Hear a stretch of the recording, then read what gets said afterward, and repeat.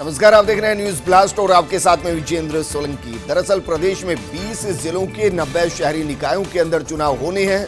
ऐसे में कांग्रेस पार्टी के सिंबल लेने के लिए दावेदारों की भागदौड़ तेज हो चुकी है। चुनाव लड़ने के इच्छुक स्थानीय नेताओं ने बड़े नेताओं के यहाँ लॉबिंग शुरू कर दी है, लेकिन टिकट वितरण में पार्टी विधायकों की ही ज्यादा चलने के आसार दिखाई दे रहे हैं। मौजूदा राजनीतिक हालात को देखते हुए विधायकों की पसंद का ध्यान रखा जा सकता है।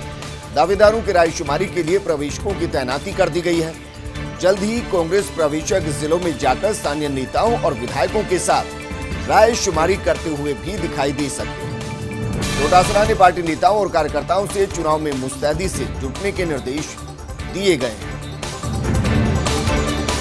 लेकिन इन सबके बीच में सवाल यह है कि आखिर कांग्रेस चुनाव मोड़ में कब आएगी। दरअसल पश्चिम बंगाल के अंदर चुनाव होने हैं, तमिलनाडु में चुनाव है, असम में चुनाव है, 2 अन्य राज्य जहां पर चुनाव होने हैं। लेकिन कांग्रेस पार्टी के नेता बेसब्री से राहुल गांधी का इंतजार कर रहे हैं। पार्टी वाले राज्यों में विपक्षी पार्टियों के नेता रैली कर चुके हैं, रोड शो कर चुके हैं, लेकिन कांग्रेस में चुनाव को लेकर अभी तक कोई सुगबुगाहट नहीं। बीजेपी के दिग्गज नेताओं के असम और पश्चिम बंगाल के सघन दौरे लगातार जारी हैं। इस महीने भी अमित शाह और जेपी नड्डा दोनों पश्चिम बंगाल जा सकते हैं, लेकिन 23 जनवरी को प्रधानमंत्री मोदी खुद कोलकाता जाने वाले हैं, ऐसा प्रस्ताव बन रहा है। लेकिन सवाल यह है कि अगले हफ्ते अमित शाह तमिलनाडु दौरे पर रहेंगे। कांग्रेस कहां है? कांग्रेस के नेताओं ने अभी तक कोई ताकत नहीं झोंकी है। राहुल गांधी की गैर मौजूदगी में प्रियंका गांधी को भेजना चाहिए बंगाल और असम। इस साल महत्वपूर्ण 5 राज्यों में विधानसभा के चुनाव होने हैं, लेकिन कांग्रेस के खेमे में अभी तक तैयारियां दिखाई नहीं दे रही हैं।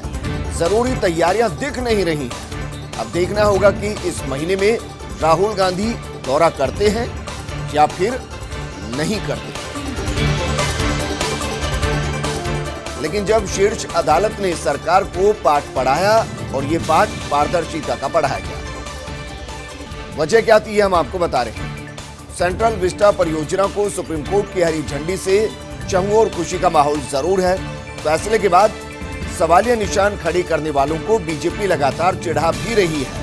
हालांकि यह फैसला केंद्र सरकार को सबक और संदेश भी दे रहा है। विचार विमर्श और जन भागीदारी के बाद महज औपचारिकता नहीं होती। सरकार को संस्थाओं से सलाह मशवरा नहीं लेकर उनकी अनदेखी नहीं करनी चाहिए। ये प्रोजेक्ट 20,000 करोड़ का है। नई संसद, नए सरकारी कार्यालय और प्रधानमंत्री आवास बनाया जाएगा। तो सवाल ये था कि पर्यावरण के जानकार विरासत के संरक्षण से जुड़े कार्यकर्ताओं की जो चिंता दिखाई दी, सरकार को इनसे बात करनी चाहिए। सरकार ने इन काबिले गौर बिंदुओं की अनदेखी कर ध्यान देना दरअसल मुनासिब नहीं समझा।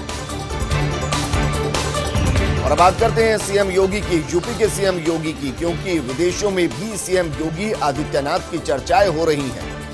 कोरोना महामारी के दौरान प्रभावी कामों को सराहा जा रहा है और टाइम मैगजीन ने ऐसा किया है। टाइम मैगजीन ने 3 पन्नों का लेख छापकर योगी की जमकर तारीफ की है। कोरोना महामारी नियंत्रण के लिए उठाए गए सभी के कदम और उन कदमों के उदाहरण दिए गए। स्वास्थ्य व्यवस्थाओं का आकलन कर जरूरी कदम उठाए गए और रणनीति इसको लेकर बनाई गई। इस लेख में बाकायदा मुख्यमंत्री योगी के टीम 11 का भी जिक्र किया गया है।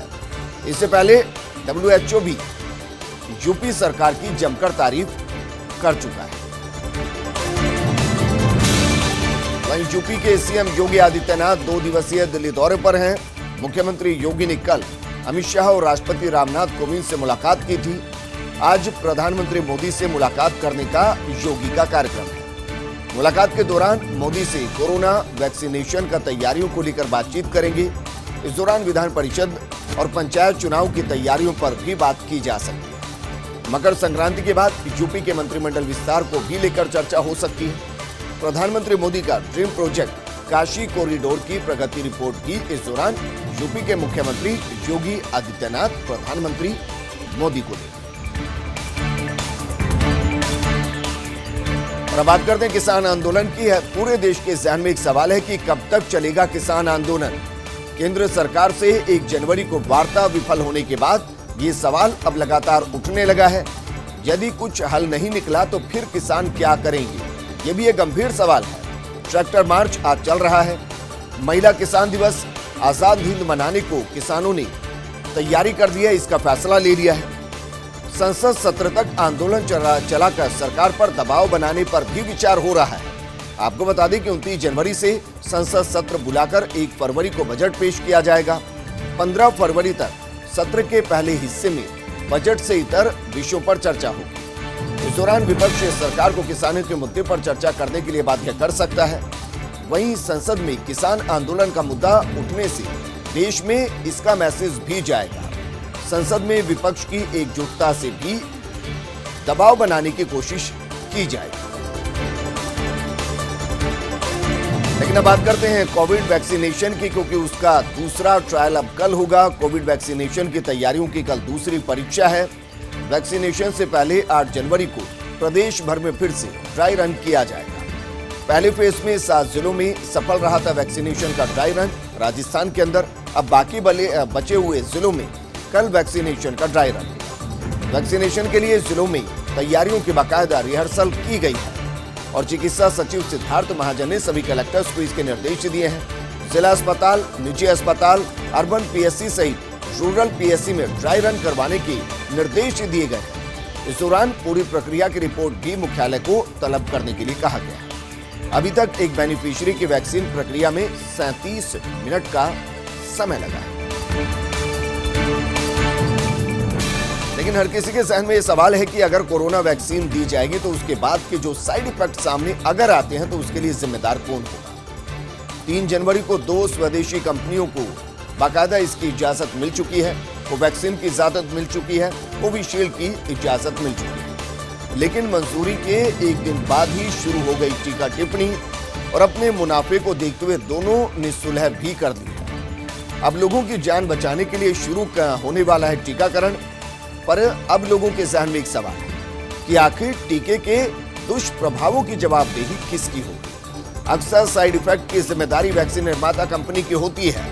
दुष्परिणाम सामने आने पर कंपनी को इसके लिए जिम्मेदार ठहराया जाता है। लेकिन इस बार वैक्सीन का निर्माण असामान्य हालातों में हुआ है। ऐसे में कंपनी चाहती है कि इन हालातों में सरकार इसकी जिम्मेदारी ले, न कि कंपनी। और अब आपको लेकर चलते हैं जोधपुर, क्योंकि आरसीए अध्यक्ष वैभव गहलोत जोधपुर के दौरे पर हैं। सीधे तस्वीर हम आपको दिखा रहे हैं। एआईसीसी के वो सदस्य हैं, आरसीए अध्यक्ष हैं। कई कार्यक्रमों के अंदर वो शिरकत करेंगे और लाइव तस्वीरें हम आपको दिखा रहे हैं। बरकतुल्ला खां स्टेडियम भी वो पहुंचे हैं, कई कार्यक्रमों में शिरकत करेंगे।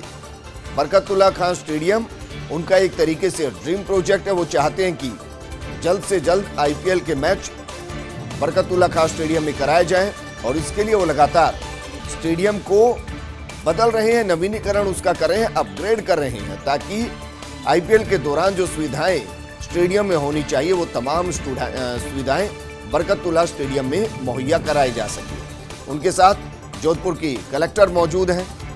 जानकारियां यहाँ जुटाई जा रही होंगी। कई कार्यक्रम आज उनके हैं, कई कार्यक्रमों में उनको शिरकत करनी है। और वैभव गहलोत अपने गृह क्षेत्र जोधपुर के दौरे पर हैं। लोकसभा का चुनाव उन्होंने लड़ा था और काफी मजबूती के साथ उस चुनाव को लड़ा गया। बरकतुल्ला खां स्टेडियम का वो जायजा ले रहे हैं और ये एक तरीके से उनका ड्रीम प्रोजेक्ट है, क्योंकि वो चाहते हैं कि जो आईपीएल होने वाला है उसके कुछ मैच बरकतुल्ला खां स्टेडियम को मिल जाए। ऐसे में वो पुरजोर कोशिश कर रहे हैं। जो स्टेडियम को अपग्रेड कर रहे हैं उनसे बाकायदा जानकारी ली जा रही है कि कितना काम हो चुका है, कितना काम होना बाकी है, किस तरीके की समस्याएं आ रही हैं। जो समस्याएं आ रही हैं उनको किस तरीके से दूर किया जाएगा। वैभव गहलोत चाहते हैं कि जल्दी से ये स्टेडियम बनकर तैयार हो जाए, इसको अपग्रेड कर दिया जाए, ताकि आरसीए बीसीसीआई से अप्रूवल ले सके और उसके बाद इस स्टेडियम में आईपीएल के मैच छोड़ सके। जब से वैभव गहलोत ने आरसीए की जिम्मेदारी संभाली है, खेल जगत में राजस्थान एक बार फिर से आगे बढ़ता हुआ, जो क्रिकेट लगभग बंद हो चुका था वो वापस आगे बढ़ता हुआ। और वैभव गहलोत का ये सपना है कि बरकतुल्ला खान स्टेडियम में जल्द से जल्द आईपीएल के मैच हों, आरसीए के अंदर आईपीएल के मैच हों, और इसीलिए वो अब दौरे पर पहुंचे हैं। स्टेडियम को अपग्रेड करने की जिन अधिकारियों की जिम्मेदारी है उनसे बातचीत की जा रही है, उनसे पूरे प्रोजेक्ट को समझा जा रहा है। कलेक्टर साथ में मौजूद हैं, तो जाहिर है जो समस्याएं आ रही होंगी उनको किस तरीके से प्रशासनिक स्तर पर दूर किया जाए, इसका भी मंथन किया जा रहा है। तस्वीर हम आपको दिखा रहे हैं जोधपुर से। मेरे सहयोगी शिव प्रकाश मेरे साथ जुड़ चुके हैं। शिव प्रकाश, वैभव गहलोत का ये ड्रीम प्रोजेक्ट है, वो चाहते हैं कि बरकतुल्ला खान स्टेडियम में आईपीएल के मैच, अंतर्राष्ट्रीय मैच जल्द से जल्द हों। इसके लिए बाकायदा बरकतुल्ला खान स्टेडियम को अपग्रेड करने का काम वो पहले ही शुरू कर चुके हैं। ये काम कहां तक पहुंचा, आज की मीटिंग का एजेंडा क्या है? जी, मैं बताना चाहूंगा कि जो वैभव गहलोत हैं वो पूरे आरसीए के पदाधिकारियों के साथ यहाँ पहुंचे हैं और फिलहाल वो उन्हें जो है जेडीए के अधिकारियों की ओर से प्रेजेंटेशन दिखाया जा रहा है कि किस तरह से स्टेडियम को पुनः आईपीएल के हिसाब से तैयार किया जा रहा है। काफी हद तक काम शुरू हो चुका है, लेकिन अभी भी इसमें कई जगहों पर सुधार होना बाकी है, जिसको लेकर के एक प्रेजेंटेशन है वो उन्हें दिया जा रहा है। जिला कलेक्टर इंद्रजीत सिंह स्वयं यहाँ मौजूद है और वो भी इस पूरे प्रेजेंटेशन को देख रहे हैं। विधायक मनीषा पवार है, उन्हें वो भी इस प्रेजेंटेशन में शामिल है। तो जीएस सिंधु जो वैभव गहलोत के साथ ही यहाँ आए हैं और आज इस प्रेजेंटेशन के बाद सभी लोगों को बहुत उम्मीदें हैं कि यहाँ जोधपुर के लोग बेसब्री से कई दिनों से आईपीएल का इंतजार कर रहे हैं और ऐसा माना जा रहा है कि जब ये आईपीएल के श्रेणी का तैयार हो जाएगा तो निश्चित रूप से जोधपुर को आईपीएल की सौगात मिलेगी और वैभव गहलोत कुछ देर बाद यहाँ प्रेस से मुखातिब होंगे और उन्हें ये प्रेस में यह जानकारी दी जाने की संभावना है कि यहाँ आईपीएल मैच जल्द हो सकते हैं। जी बिल्कुल शिव प्रकाश, शुक्रिया तमाम जानकारी हमारे साथ साझा करने के लिए। और अब बात करते हैं गणतंत्र दिवस की परेड। इस बार बिना अतिथि के क्या गणतंत्र दिवस की परेड होगी, ये सवाल खड़ा हो गया है। गणतंत्र बनने के बाद आज तक ऐसा कभी नहीं हुआ। हमेशा किसी न किसी विदेशी मेहमान की मौजूदगी में परेड का आयोजन किया जाता है, लेकिन इस बार ब्रिटेन के पीएम बोरिस जॉनसन को न्योता भेजा गया था। अब ब्रिटेन में कोरोना वायरस के बढ़ते केस के कारण बोरिस ने असमर्थता जताई है। उन्होंने कहा कि इस वक्त उनके देश में रहना ज्यादा जरूरी है। अब सवाल यह है कि 20 दिन से कम समय के अंदर सरकार अब कैसे सब कुछ मैनेज करेगी। इस समय दुनिया के तमाम राष्ट्राध्यक्ष वायरस से निपटने में लगे हुए हैं। मौजूदा समय में कोरोना के नए स्ट्रेन ने भी सभी देशों को चिंता में डाल दिया है। ऐसे में गणतंत्र दिवस के विशाल आयोजन से खतरा हो सकता है और पहली मर्तबा शायद ऐसा होगा कि जब कोई विदेश का राष्ट्रीय अध्यक्ष यहां नहीं होगा। लेकिन गणतंत्र दिवस की परेड में इस बार राजस्थान की झांकी भी नहीं दिखी। गणतंत्र दिवस पर दिल्ली की राजपथ पर परेड आयोजित होती है।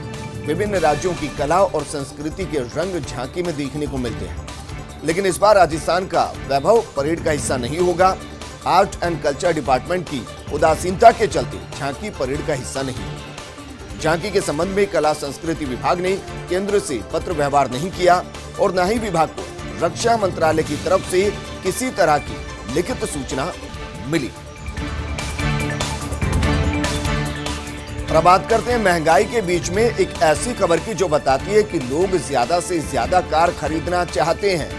दरअसल कार खरीदने में 8 महीने तक का इंतजार करना पड़ सकता है। अधिकतर कंपनियों के छोटे से लेकर बड़े मॉडल्स पर वेटिंग लगातार बरकरार है। लो कॉस्ट लोन और पर्सनल व्हीकल की डिमांड ने इस इंतजार को बढ़ा दिया है। कंपनियां दोगुना प्रोडक्शन कर इस वेटिंग पीरियड को लगातार घटाने की कोशिश कर रही हैं। प्रोडक्शन बढ़ाने के साथ साथ नई नियुक्तियां भी कंपनियां करें ताकि इस वेटिंग को कम किया जा सके। लेकिन सिर्फ कारें ही नहीं, घर को लेकर भी लोग आगे बढ़ रहे हैं। कोरोना के बाद फिर से रियल एस्टेट सेक्टर में उभार आ रहा है। नाइट फ्रंट इंडिया की रिपोर्ट बताती है कि बीते जुलाई से दिसंबर के बीच में 8 बड़े शहरों के अंदर 95,000 मकान बने। रियल एस्टेट 2020 की चौथी तिमाही में नई लॉन्चिंग 77% बढ़ी है। महाराष्ट्र में स्टाम्प ड्यूटी घटने से बिक्री में बढ़त हुई है। दिसंबर तिमाही में बिक्री 2019 के औसत से 147% तक बढ़ी है। रियल एस्टेट सेक्टर में उम्मीद से ज्यादा तेजी से रिकवरी हो रही है। वहीं मकानों की बिक्री में रिकॉर्ड बढ़ोतरी देखने को मिल रही है।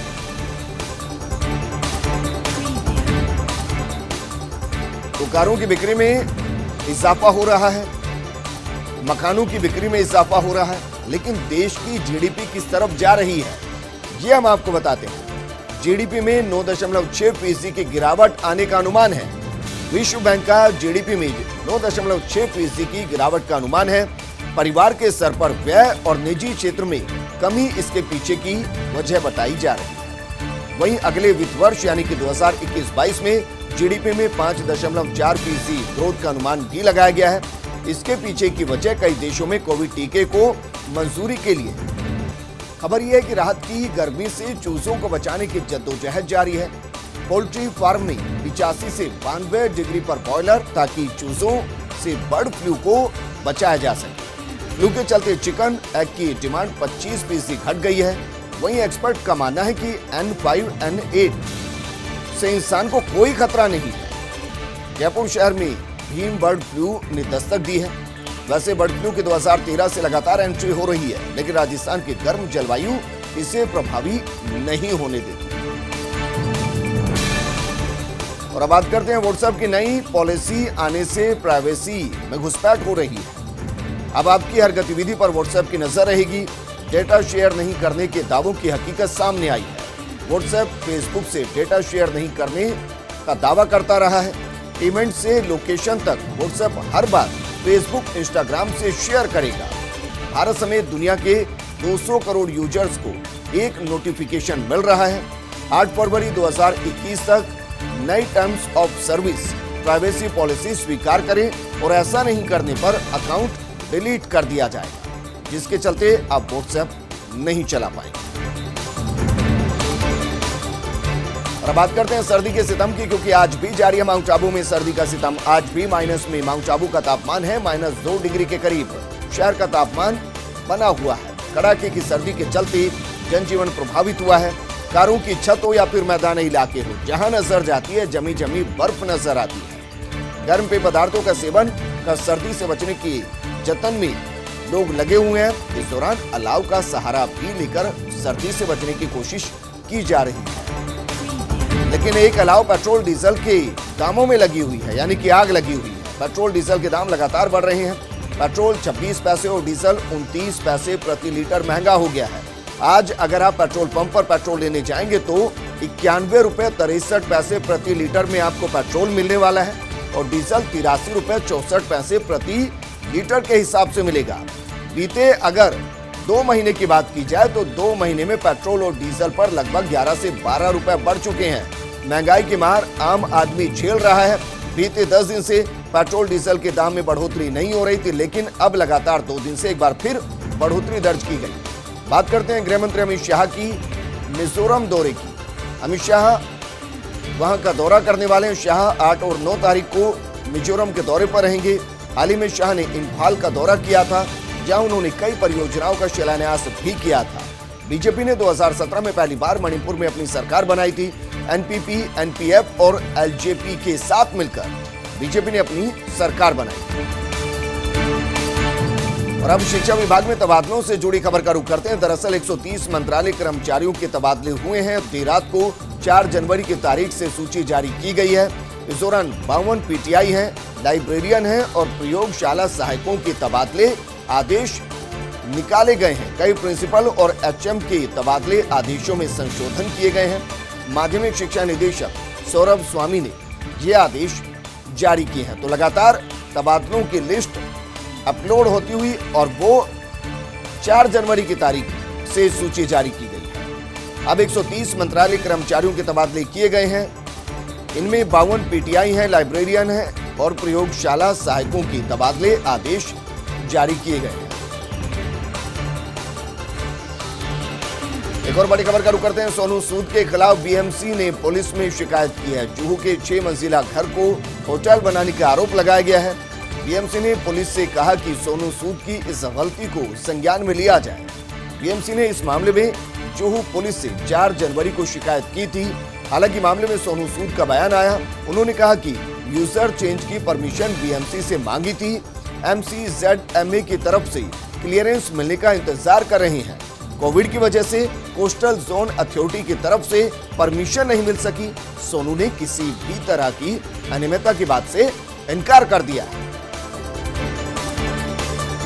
एक राहत की खबर, क्योंकि बीसीसीआई प्रेसिडेंट और पूर्व कप्तान भारतीय टीम की सौरव गांगुली अस्पताल से डिस्चार्ज और दिल का दौरा पड़ने के बाद एंजियोप्लास्टी उनकी की गई थी।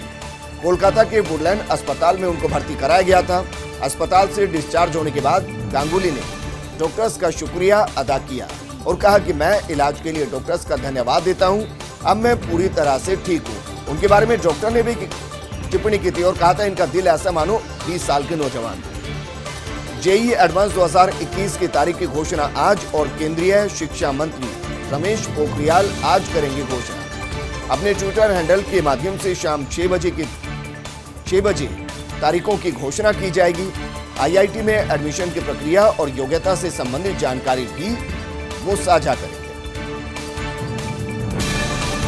इस बुलेटिन में फिलहाल इतना ही, लेकिन आप बने रहिए फर्स्ट इंडिया न्यूज के साथ, क्योंकि खबरों का सिलसिला लगातार जारी है।